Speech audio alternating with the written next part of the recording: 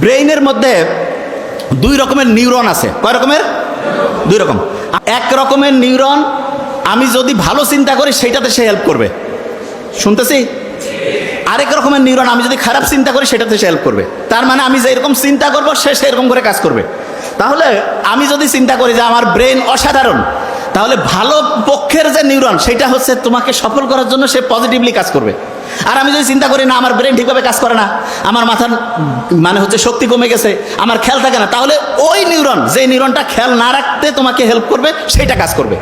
তাহলে আল্লাহ যে সবসময় ইসলাম যে বলছে যে তুমি সবসময় ভালো চিন্তা করো, ভালো কথা বলো, ভালো উপদেশ দাও, এইটাতে আমাদের কি পজিটিভ ভালো কাজ করে সেই নিউরনগুলো কাজ করে না খারাপ কাজ করে? সেটা কোনটা? ভালো কাজ। তাইলে আমি ভালো কথা বললে, অন্যের উপকার করলে, ভালো চিন্তা করলে আমার পজিটিভ নিউরনগুলো কাজ করবে না নেগেটিভগুলো? পজিটিভ।